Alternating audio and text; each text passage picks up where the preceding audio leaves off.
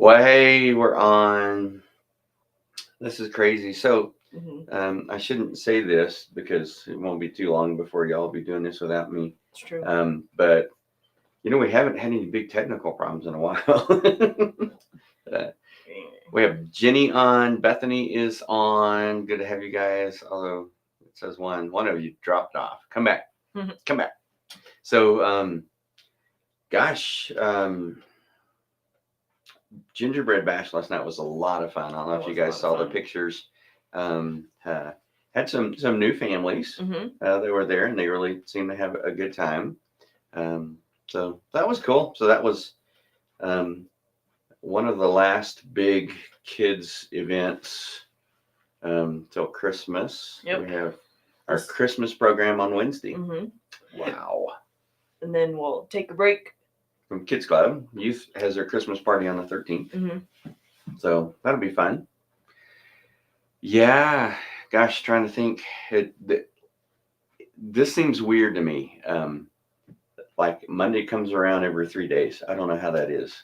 It feels like the weekend goes by super fast. But we also did Christmas tree lighting. We were out in the community with the Christmas tree lighting on Saturday. Then, before then, Saturday morning we decorated the church. Saturday night we went to the Christmas tree lighting in the community, and then last night we did gingerbread bash. So I feel like that just makes it go by even faster. It seems like. So Tony is on. Tony. Man, we were watching the intro video, and Hillary goes, "Oh, that's what it looks like right now. A little bit of snow smattered around." I didn't see anything in the forecast. I didn't either. I heard that there might be a chance, but who knows anymore. Yeah. Not a chance. Although the last storm we got was pretty good. Yeah. For the first ish one. 2 or 3 inches. That's not bad. Other places may have gotten more. So let me look. There's a 1% chance on Saturday night. I look at 2 different ones. I look at NOAA because I figured anybody know about weather, it's NOAA. I know it's not. It's a National Oceanographic and Atmospheric Administration is NOAA. But anyways, that one, I'll look at that one, then I'll look at Weather Underground, and if they agree, then I think something might happen. Do they agree? I'm looking at Weather Underground now, and they agree that nothing's going to happen. Okay. Nope. I have a 7% chance on Monday the 18th, but we'll see. Oh, this one, let me see. Far way out. This one doesn't go that far. Mine goes further than this one goes to the 13th. Yeah, that Wednesday. It wouldn't surprise me if we didn't get a snowstorm Monday the 18th, because that's Hope's graduation party here. That's true. Yeah. So yeah, you guys have heard us bemoan. This is probably the busiest holiday season that, as a family, we've had since we've been here. Yeah. That's okay. It's good. Hope's going to be graduating in a couple of weeks. A week from Saturday. Poor kid. She's like, it's coming fast. Yeah. And we'll have family in town. That'll be fun. It's in Portales, so you guys won't see the ones that are coming in here. They're not going to come here. Yeah. They're going home from Portales because it's 3.5 hours away. So anyhow, all that's happening and fun. And someone asked me, "Are you making plans for your sabbatical?" And I said, so I should have qualified it with them. Yes and no. I mean, I know where I'm going to be. I know what I'm going to do, places I'm going to go, places I'm going to stay. But as far as like this morning during the countdown, I pull in some books that I'm going to look through and take some books that I can reread, highlight as I go through. But I haven't really done a whole lot of that part yet because we got to get through Christmas. Once we get through Christmas, then it can be. And I want to be careful, and I've said this to you guys before. I want to be careful. I don't want to just get through Christmas. I mean, Yeah. Once we celebrate Christmas, then I'll start making those other kind of plans. In fact, I'm gonna we adapted our plan a little bit. I'm gonna back out of almost everything in January except preaching. Yeah, crazy. I'll still be around for stuff. Yeah. Which means in January we'll do our Java and Jesus without you. Yeah, Java and Jesus, kids club, youth, probably even men's Bible study. Although if we have technical difficulties, I'll phone a friend. I'll be close. I'll be like, you can just stay on the line while we figure it out. It doesn't mean I won't be here. And in fact, I may watch Java and Jesus from my office. But that way you guys and you did all this morning. I didn't have to set anything up. So and it works. Yeah. It's pretty easy when it works. Yeah. So anyways, yeah. So that'll be cool because then that'll give me time to make all those preparations. Right. For a sabbatical. But yesterday the message was reimagine. In fact, one thing I forgot to have you do is edit the title. I have to show you how to do that. I know how to do it. I just didn't know what you want. Yeah, I have to show you that. But reimagine, so that's a good reminder. So that was a message yesterday, and that's the theme for 2024. And if it scared some people, they didn't say anything to me. The comments that I had was, "Oh, that was really good," So reimagine everything. Here's what I want to do for 2024. I want us to go through the exercise as a church of saying, if we were going to start a church from scratch in Cloudcroft, what would it be like? And here's the huge benefit in doing that. I'm not saying that we're going to blow everything up and start over. I'm not saying that we're going to change everything. That's not it at all. But one of the huge benefits of doing that is, I don't know if you remember, during COVID, or actually the year after COVID, 2021, the theme was rethink everything. Right. And so that helped us to kind of start changing the way that we think about stuff. But this exercise will actually force us to do that. And it actually helped us to do it even a little bit better. It's like if you're building a house and you add additions on your house, you have to, if you add on to a house, you still have the main structure of the house that you always have to deal with. Right. And, that's hard to change. Usually you're not going to do that. When you're adding on, you just make it work with what you have. And that tends to happen with churches over time. Over churches. I mean, this church was started in 1901. So in a couple of years, we're going to celebrate our 125th anniversary as a church. I say a couple. It's crazy. 2026 will be 125 years as a church. So we'll have a big celebration for that. But so this church has been around for a long time, and a lot of the basic structure of the church hasn't changed. And so we tend to just add on to what we have. And, gosh, you take 120 plus years of that, and you can imagine what your house would look like if you added on to your house for 120 plus years. Yeah, we still have some of the same carpet before we got here in the church. Now, thankfully, this building wasn't built in 1901. Right, but before, like 20 years ago, all the carpet that we have we right here. still have the same carpet that we've had in the church. This carpet is the original carpet for this building. Yeah.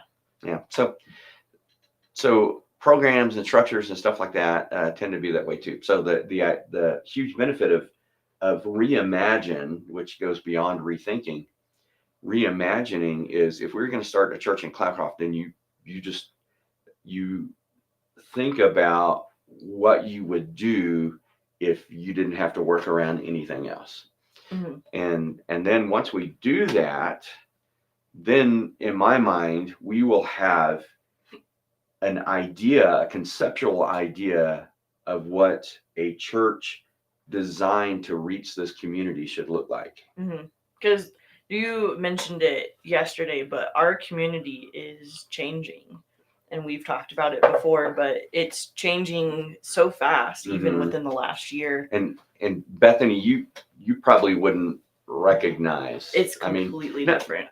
So many things. So not just, although they're building a new Allsups, which by the way is the benchmark for what a construction project should look like. Those guys are blowing and going.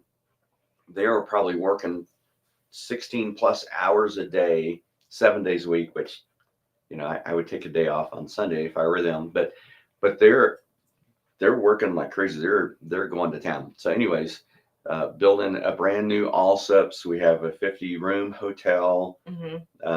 Someday, maybe the Bigfoot Museum thing will be finished. Yeah. They're still working on the Cloudcroft Hotel on Burroughs Street. But so many things have changed. I don't know, Bethany, if you've seen the pavilion that they put out next to Mad Jack's.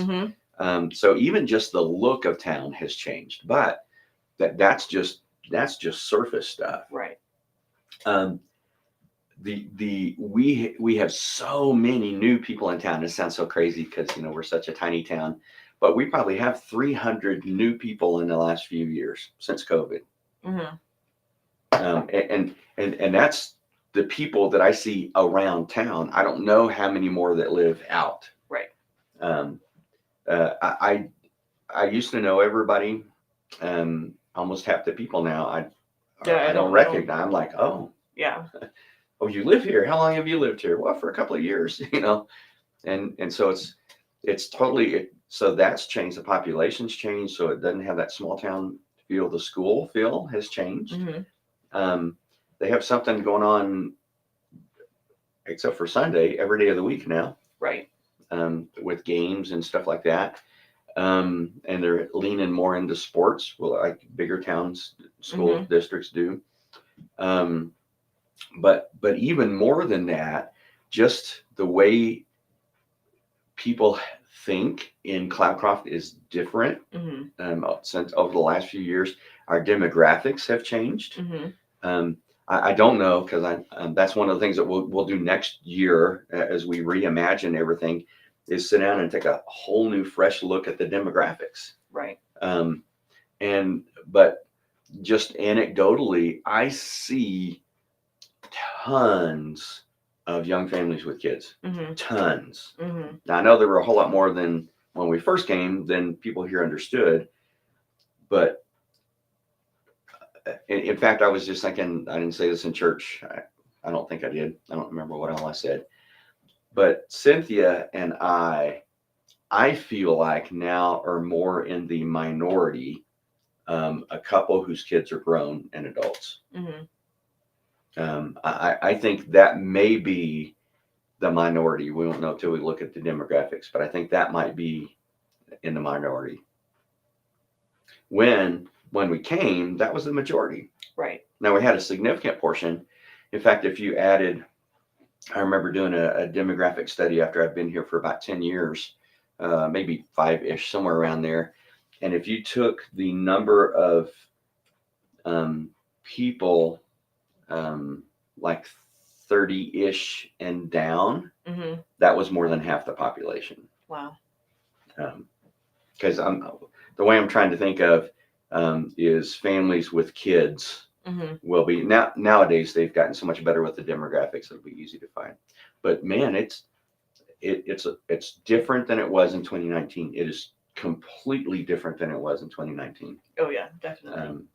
And so it's hard to keep up, even though that was our goal for the longest time, was to keep up. Nowadays, I believe, and going into 2024, we're going to press into this. We're going to have to get ahead. That doesn't mean we're going to be cutting edge on everything, because we're not gonna. That's a good word, gonna. What it means is that we're going to try in what we're doing methods to keep up but we need to be looking ahead so that we know what's coming. And churches are horrible at that. We've been horrible at that for decades, but it's even harder now because things are changing so much faster. Now, Jose's late. 3 tardies, and that's an absence, Jose. So, Jose, we were talking about the message yesterday was reimagine. That going into 2024, we're going to spend 2024. The theme is going to be reimagine, and it's reimagining church in a new world because we're living in a new world. I don't know so much in the field in Alamogordo, Jose, although I suspect that a lot of the things kind of relate. Same in Abilene, that our thinking has changed since COVID. Certainly our use of technology has changed. The way we communicate has changed. The way we spend money has changed. Right. So many things have changed that really, I think, particularly in Cloudcroft, because everything is kind of accentuated here, kind of concentrated. We feel it, I think, more here than maybe other places, but it's a whole different Cloudcroft than it was in 2019. Right. And I think during the COVID era, we were really trying to like catch our breath or like not, because I know like the common feeling was like you're drowning and like you're trying to like stay above water, and like rethinking things was good like for then, but I think what you're doing now is more of like a permanent solution. Like totally reimagining, redoing everything that not only have we done in COVID, but just to go ahead and start from like a fresh, like new slate. All right. So what we're talking about, Jose, yeah, we are getting old too, which makes it harder. What we're talking about, Jose, is to reimagine church in this new world. So that means we're going to take the approach, go through the exercise of if we were going to start a church in Cloudcroft from scratch, what would it look like today? Which means so many things. The 3 questions I said were the big 3 categories questions that we're going to have to ask is, who are we trying to reach? So we need to know who's here. Right. And that sounds crazy because in a small town like Cloudcroft, you think you would know, but I'm constantly amazed. I don't think, Cloudcroft, I think, is still a small-ish town, but it's nothing compared to what it was like 20 years ago when we were here. When we were here in Cloudcroft, it was like you knew all the shop owners, you knew everyone. But I don't consider Cloudcroft like a small town anymore. I consider it like a smaller than like Alamogordo.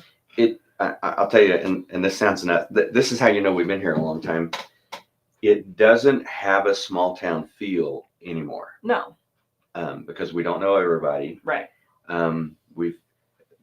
My guess is, it'll be interesting to find out the numbers. My guess is that we've gotten 300 people since 2019, since COVID, which doesn't sound big. I mean, you can't tell that in Alamogordo, but here that makes a difference. When you start with 750, right, the 300 people, it's another third or more, almost half again, 50% increase. So anyways, that's what we're going to do, is spend this time saying, and the only thing that's off the table to reimagine is the message, the doctrine. The Bible's the Bible.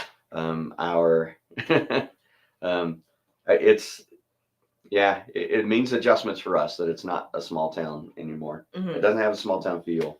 And that's okay. I mean, I came from a big town. I would still rather live here than go back to the big city. Right. But the only thing that's off the table to re-examine is doctrine and theology. Now, the way we one of the things that we will, an exercise that we will go through is our statement of faith. And our statement of faith won't change, but we might look at if we need to update any of the wording. What we believe hasn't changed. How we word that and express that, because the one of the big changes that's happened, and this is before the pandemic, before COVID, that this happened long before, and churches got way behind on the curve on this one, is we would structure everything and we would phrase everything as churches for insiders, for Christians. Right. You know what I mean? Yes. And let me just throw out some our Constitution and bylaws, our charter. That a lot of churches still have. They may not go by them, or they may not know that they have them. Are covenants for membership. Our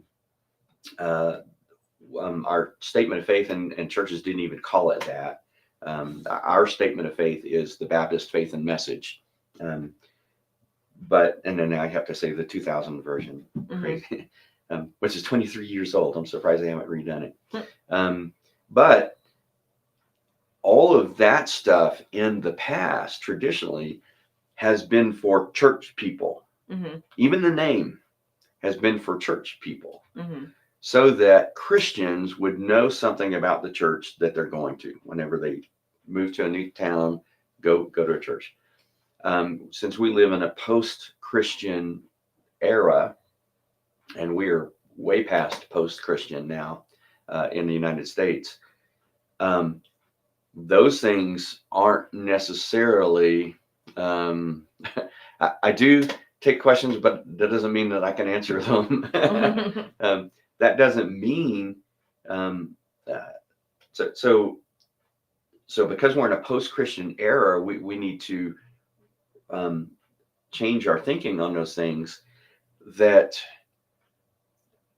is not now for Christians, because we don't live in a Christian era. We're in a post-Christian world now. That those things now are for people who don't believe to know about us. Does that make sense? Yes. So we're First Baptist Church Cloudcroft, and for a long time that would let other Christians, that says a lot about us to other Christians. So they know they know we're part of the Southern Baptist Convention. Usually, they know basically what we believe. They know how we operate and do things. But nowadays, because we don't live in a Christian era, we're in a post-Christian era. All those things that used to have to do with us, then we need to adjust that and say, okay, all those things now need to be for people who aren't Christians to understand who we are. Okay.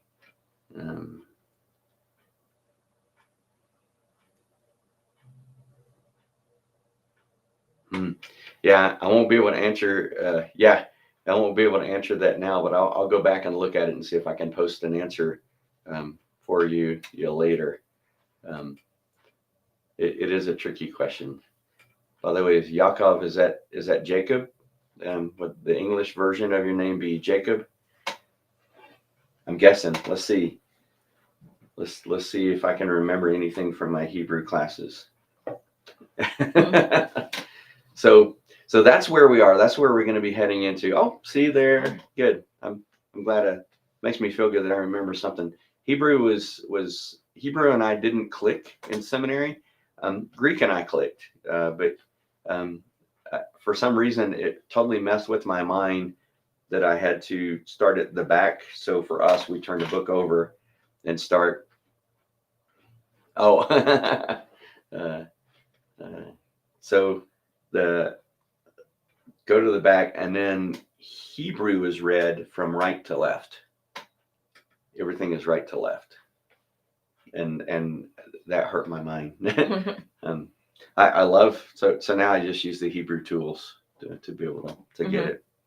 So as we head into 2024, just know that's what we're going to be doing. We're going to reimagine. So we're going to say if we, I hate to kind of use the word because then I don't want people to think this is what we're planning to do, but we're going to go through the same steps as if we were coming to Cloudcroft to plant a church, and from scratch. So that's what we're going to do.